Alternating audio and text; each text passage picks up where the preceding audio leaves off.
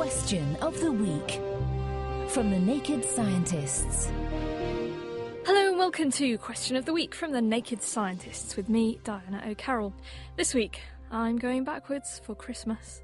Hi, I'm Carrie from St. Louis, Missouri in the United States, and I'd like to know why it feels weird to move backwards. Why is it that the forward-facing seats get filled up first on the train? This is Don Parker. I'm a scientist at the University of Washington. I've been studying the sense of balance system and motion sickness since the early 60s. There are two basic reasons for motion sickness. One is you have conflicting motion cues from the sense of balance system in the inner ear, the vestibular system, and the eyes. The other problem is you get conflicting cues about your orientation. I've been studying which way is up for most of my life, and that's a problem. The effects of conflicting signals about how you're moving and how you're oriented are you get dizzy. Why does riding backwards make you motion sick?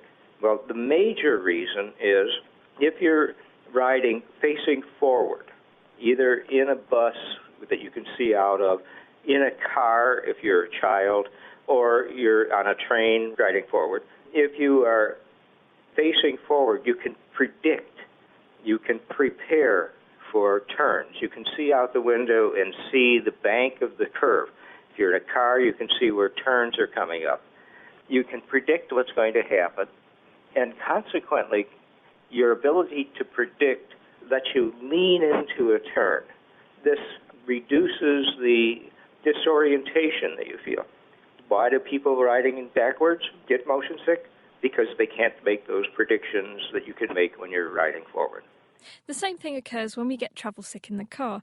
Your eyes, when looking at objects within the car, tell your brain you're not moving, whilst your vestibular system knows very well that you are. The two messages differ to the extent that you start to feel nauseous, and this is what Tommy A. 300 said on the forum. But why are some people more sensitive than others? Perhaps that's for another question of the week. Speaking of which, here's one from Leslie from Leicester. I have a friend who can't see anything written in red or green on a whiteboard. Being the curious person I am, I've tried to get him to explain why this is, but unfortunately he can't remember much of his diagnosis. I've also tried to search on the internet, but can't find any similar reference. Anything to do with pens on whiteboards. Only to do with general colourblind individuals not being able to see red laser points on a whiteboard. However, he swears he's not even colourblind in any other way.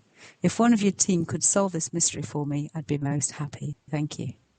What could be preventing this guy from being able to see red and green pens on a whiteboard?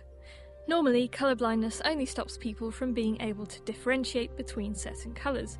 But if you have an answer, then write to chris@thenakedscientists.com and put your thoughts on the forum, and that can be found at thenakedscientists.com/forum.